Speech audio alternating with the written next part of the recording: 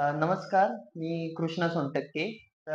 आज मी सहज विचार करत होतो, की समाजकारणामध्ये आजकालची जे युवा लोकं आहेत, त्यांचं काम काय दिसत नाहीये.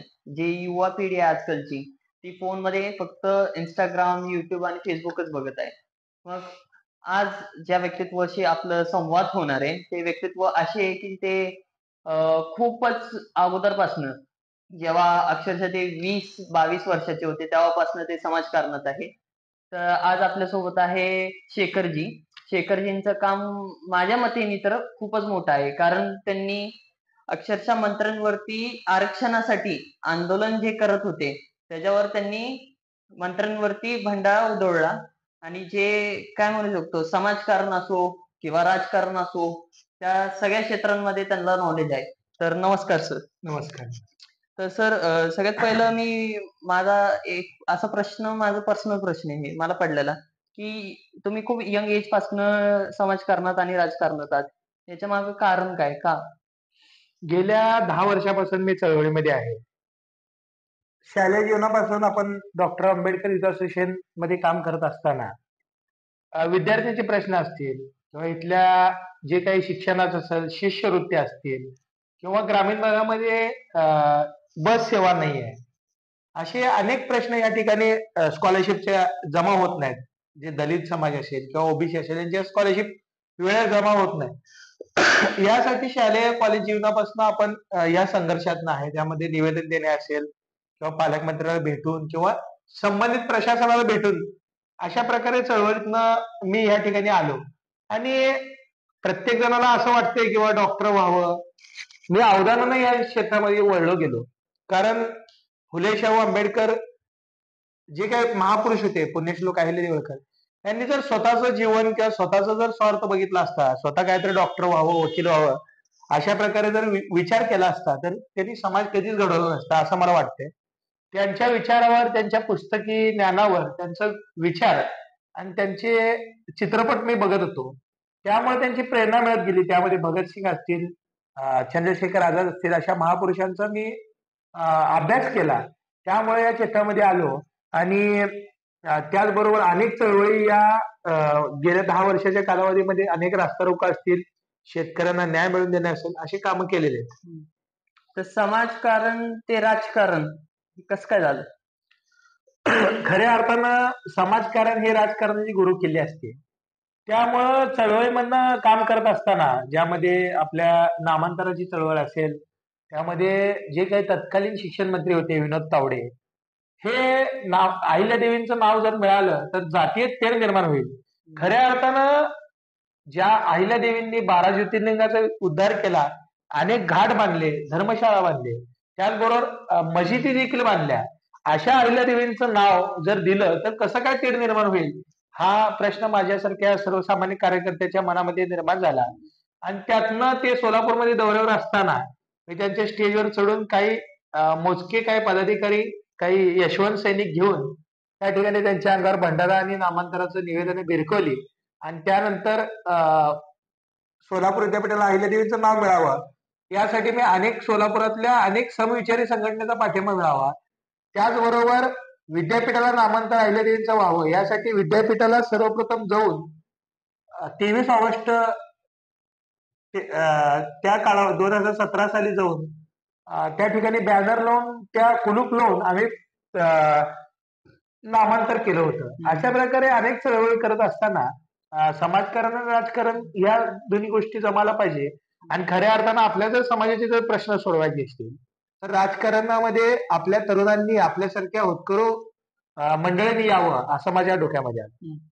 आणि जेव्हा तुम्ही भंडारा उधळला विनोद तावडेंवरती, एक खूपच मोठे नेते आणि तुम्ही त्यांचं नाव मेन्शन केलं म्हणून मला हे प्रश्न पडला. तुम्हाला तेव्हा भीती वाटली नव्हती, की पोलीस केस होईल आपल्याला जेलमध्ये टाकतील, आता आपलं काहीतरी होईल? सध्या माझ्यावर कमीत कमी एक 8 केस आहेत. फक्त सगळ्या समाजकारणाच्या ज्यामध्ये विनोद तावडेवर भंडारा फेकणे असेल, पुण्यातल्या आदिवासी कार्यालय फोडणं असेल किंवा रास्ता रोको आंदोलन असेल, त्याचबरोबर विखे पाटील यांच्यावर भंडारा फेकणं असेल, अशा अनेक नानाविध ज्यावेळी मी या क्षेत्रामध्ये वळलो त्यावेळी मला माहित होतं की बाबा माझ्यावर गुन्हे दाखल होतील, मला जेलमध्ये बसायची वेळ येईल किंवा मला माझ्या कुटुंबासाठी लढायचं नाही, तर माझ्या समाजासाठी लढायचं आहे. तर ती मानसिकता माझ्या डोक्यामध्ये होती आणि त्याचबरोबर या प्रस्थापितांच्या आपल्या समाजाची जी काही समस्या आहेत, त्या सोडवण्यासाठी अशा प्रकारे किती जरी गुन्हे दाखल झाले, तरी पण यापुढे देखील मी अशाच प्रकारे कार्य करत आहे. जेव्हा तुम्ही काय म्हणू शकतो जेलमध्ये होता, तेव्हा तुमच्या मनात काय विचार होता, की आपण माफी मागावी मंत्र्यांना का किंवा असं काय? अजिबात नाही. मला असा कधी विचार आलाच नाही. कारण काय आहे, मी माझा एक जीवनातली घटना सांगतो, की बाबा मी येरवाडा जेलमध्ये जात होतो. जे पुण्यातलं आदिवासी कार्यालय सोडलं. माझे वडील अक्षरशः रडू लागले. तर मी वडिलांना सांगितलं, की बाबा मी बाबा कुठलं चुकीचं काम केलं नाही. तर मी कुणाचा बाबा खून केला नाही, कुणाला बाबा खंडणी मागितली नाही. तर मी समाजासाठी एक कार्य केलेलं आहे आणि त्यामुळं चुकीचं काम मी केलं नाही असं मला वाटलं आणि वडिलांना म्हटलं, की बाबा अशा प्रकारे जर भगतसिंगांचे वडील फासावर जाताना रडले असते, तर खऱ्या अर्थानं आज 26 जानेवारी आहे. आपल्या भारताला स्वातंत्र्य मिळालं नसतं. तर कुणाचा तर आपण त्या ठिकाणी या मानसिकतेमध्ये जेलमध्ये जायचं असेल किंवा अटकेच्या मानसिकता माझी झालेली आहे. आणि त्यामुळं मी अशा गोष्टींना घाबरत नाही. आणि येणाऱ्या कालावधीमध्ये आरक्षण असेल किंवा इतर काही समाजाची समस्या असेल, यासाठी मी शेतकऱ्यांची समस्या असेल, यासाठी मी जेलमध्ये देखील जायला तयार आहे अजून. आता आपण म्हणतो की धनगर समाजाला एसटी पासून आरक्षण भेटायला पाहिजे. ऑलरेडी आपल्याला ओपन पासून हे सॉरी ओबीसी पासून आरक्षण आहे एनटीसी मध्ये. तर अशी काय गरज आहे आपल्याला की आपले जे समाजाचे लोक आहेत धनगर समाजाचे त्यांना आपण एसटी पासून आरक्षण द्यावं. घटनेमध्ये 1 ते 47 सूची आहेत. त्यामध्ये 36व्या क्रमांकावर धनगड असा उल्लेख असताना सुद्धा गेल्या 70 वर्षापासून सर्वच राजकीय पक्ष असतील, त्यामध्ये काँग्रेस असेल, राष्ट्रवादी असेल, भाजप असेल, सेना असेल, त्यांची सरकार आली. वेळोवेळी समाज बांधवाला म्हणलं, की बाबा मी आरक्षण देतो, आमची सत्ता येऊ द्या. आत्ताचे मुख्यमंत्री देवेंद्र फडणवीसजी हे देखील बारामतीमधल्या उपोषणाच्या वेळी म्हणले, की बाबा आम्ही ज्यावेळी सत्तेत येऊ, तेव्हा पहिल्या कॅबिनेटमध्ये आम्ही आरक्षण देऊ. परंतु 2014 पासून 10 वर्ष गेले. ते देखील समाजाच्या आरक्षणासाठी तेवढे हे नाहीत. ह्याचा दोष मी आपले नेते मंडळी असतील किंवा आपला समाज बांधव जेवढा जागरूक नाही आहे. आज देखील शेळ्या मेंढ्यांमागे फिरणारा माझा गोरगरीब समाज आहे. आज देखील शेळ्या त्यांच्या कित्येक शेळ्या पळवल्या जातात, कित्येक शेळ्या मारल्या जातात. अशा शिक्षणाचा अभाव आहे. त्या लोकांना शिक्षण म्हणजे आज तुम्ही बघताय, की बाबा कर्नाटक असेल, आंध्र असेल, या भागातून महाराष्ट्रामध्ये येतात. परंतु त्यांना अनेक ठिकाणी अशा घटना घडल्यात, की विष करून त्यांना पाजलं जातं. त्या मेंढ्यांना मारल्या जातात.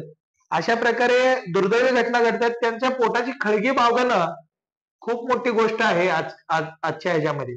तर त्यामुळं कुठेतरी समाजाचे आरक्षण मागं पडलंय की काय असा माझ्यासारख्या सर्वसामान्य कार्यकर्त्यामध्ये प्रश्न आहे. तर आता तुम्ही आहात, अजून पण बरेचसे नेते लोक आहे जे आरक्षणाच्या मुद्द्यावर ठामपणे उभे आहेत.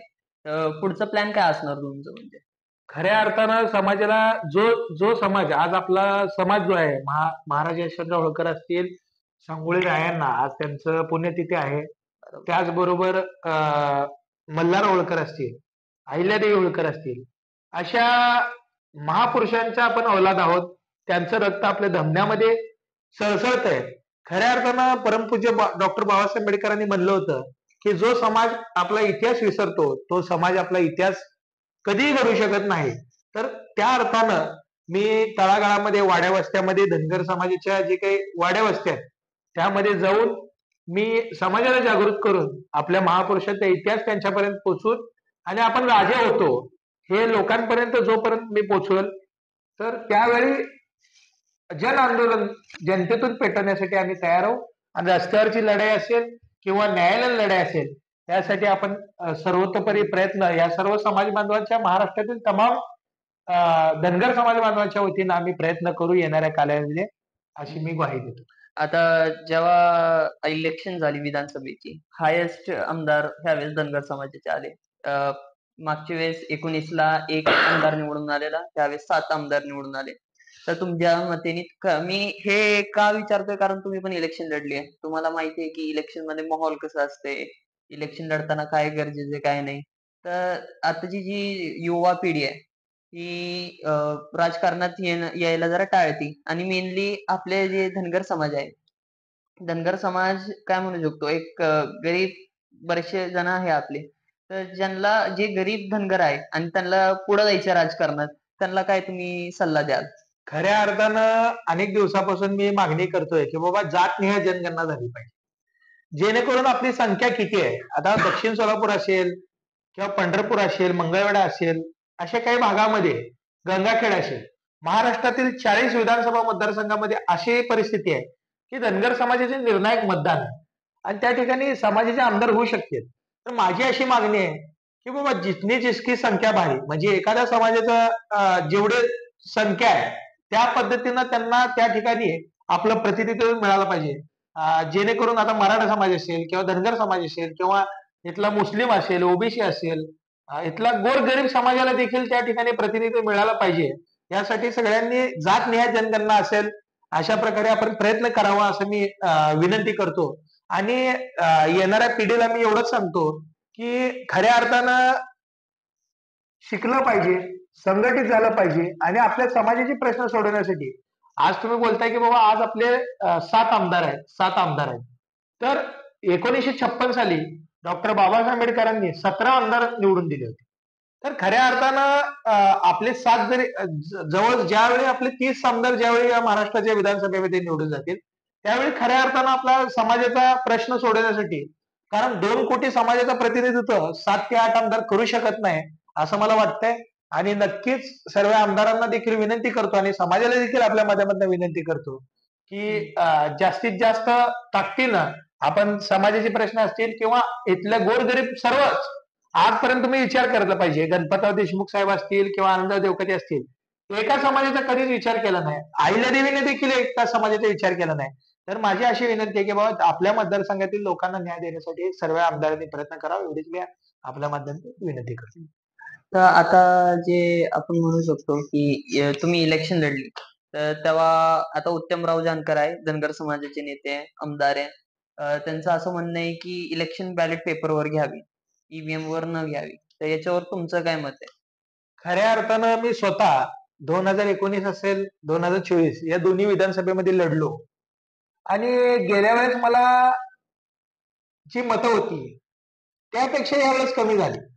खऱ्या अर्थानं कार्य करून आणि इलेक्शनला सामोरं जात असताना आपण 5 वर्षाची मेहनत करतो. 5 वर्ष जे लोकांचे मतदारसंघातील पाण्याचा प्रश्न असेल किंवा शेतकऱ्यांच्या बिलाचा प्रश्न असेल, असे सोडवत असताना आपले मतं कसं कमी झाली असा मला सर्वसामान्य माझ्यासारख्या कार्यकर्त्याला प्रश्न पडला.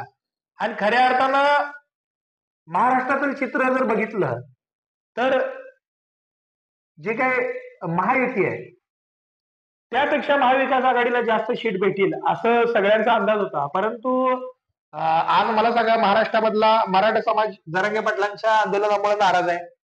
धनगर समाजाला आरक्षण न मिळाल्यामुळं तो धनगर समाज देखील नाराज आहे. इथला शेतकरी नाराज आहे. एवढ्या सगळ्या समस्या असताना सुद्धा इथला सर्वसामान्य नागरिक नाराज आहे. तर एवढ्या समस्या असताना सुद्धा हे सरकार येते कसं काय सत्तेत असा सवाल अनेक ज्येष्ठ पत्रकारांनी आपल्या माध्यमातून उपस्थित केला. आणि आमचं देखील म्हणणं आहे की बाबा आज तुम्ही मतदारसंघ बघताय. आज माझा दक्षिण सोलापूरमध्ये सुभाषबाबू देशमुखांना गेल्या वेळेस 70,000 मतं होती. परंतु आज 1,20,000 मतं म्हणजे 70,000 लीड मध्यमध्ये बाबा अटीतटीची लढाई कुठेही झाली नाही असं मला वाटतंय. आणि लढाई ही अटीतटीची झाली पाहिजे आणि जी काही बॅलेट पेपर झाली पाहिजे अशीच माझी मागणी आहे. आणि नक्कीच त्यासाठी मार्कडवाडीतल्या ग्रामस्थांना आम्ही सपोर्ट करणार आहे. आणि या सरकारला काय हरकत काय मला काय म्हणायचं माहिती आहे का तुम्ही जर बाबा सत्तेमध्ये जर योग्य प्रकारे आला असाल अमेरिकेसारख्या प्रगत राष्ट्रामध्ये देखील त्या ठिकाणी बॅलेट पेपर निवडणूक केली जाते. आणि भारतासारख्या विकसनशील देशामध्ये सुद्धा आज आपण ईव्हीएमचा हट्ट का करावा असं माझ्यासारख्या सर्वसामान्य कार्यकर्त्यासमोर प्रश्न निर्माण झालाय. आणि नक्कीच सरकारनं आणि निवडणूक आयोगानं यावर नक्कीच गांभीर्यानं दखल घेऊन आणि ही लोकशाही नाही आहे असं मला वाटतं, ही हुकुमशाही आहे. खऱ्या अर्थानं बाबा ईव्हीएम हॅक करून या ठिकाणी सत्ता आलेली आहे असं सर्वसामान्य जनतेला वाटतंय. परंतु येणाऱ्या काळामध्ये बॅलेट पेपरसाठी आपण निवडणुकीसाठी सर्वसामान्य जनतेच्या वतीनं आपण प्रयत्न करावे असे आपण सर्वांनी मिळून प्रयत्न करू. जेव्हा तुम्ही इलेक्शन लढली, तुम्हाला कुठल्या पार्टीपासून ऑफर होती, की बाबा माघार घे नाहीतर आमच्या पार्टीपासून लढ? अनेक निवडणूक म्हणल्यावर हौशे नवशे गवशे लोक येत असतात. हं, अनेक ऑफर मिळत असतात. हं. परंतु एक ऑफर सांगा, जी भेटली असं. कसं नाव नाव आहे नका घेऊ, मग कसं आहे माहिती सांगा. आहे का, तुम्हाला सांगू का, की बाबा अनेक राजकीय पक्षांना हं, किंवा माझ्यासारखा आक्रमक कार्यकर्ता आपल्या पक्षातून लढला पाहिजे, लढवया हं, कार्यकर्ता लढला पाहिजे, अशी इच्छा असते. अनेक प्रश्नाचे अनेक पक्ष मला म्हणले की बाबा तुम्ही एबी फॉर्म घेऊन लढा. हं, आणि काही आमदारांचे पदाधिकारी यांनी मला म्हणलं की बाबा 5 लाख घ्या, 10 लाख घ्या हं, आणि माघारी घ्या. हं, खऱ्या अर्थानं आपला समाज जागृत नाही. हं, परंतु समाज चळवळीमध्ये काम करत असताना हं, जे काही महापुरुषाच्या विचारांचा पगडा माझ्या डोक्यामध्ये अजून देखील आहे. त्यांचे विचार माझ्या रात्रंदिवस माझ्या मनात येतात. हं, ते म्हणजे महामानव डॉक्टर बाबासाहेब आंबेडकर. त्यांनी एक वाक्य म्हणलं होतं, की लढला नाही तरी चालेल, विकला जाऊ नको. कारण तू विकला गेला तर तुझा समाज, मी म्हणजे मला पैसे देत नसतील की. आता मला समजा मला एखादा 5 लाख दिले तर मला पैसे नाहीत ते. माझ्या मागे जी काही जनता आहे, माझ्या मागे जे समाज आहे, जे शेतकरी आहेत, जे कष्टकरी आहेत, ह्यांच्या मता मला भेटू नये तर ते त्यांना भेटावे यासाठी मला पैसे दिले. म्हणजे माझ्या मताचा जो गट्टा आहे तो मी विकायसाठी विक्रीसाठी ठेवला नाहीये.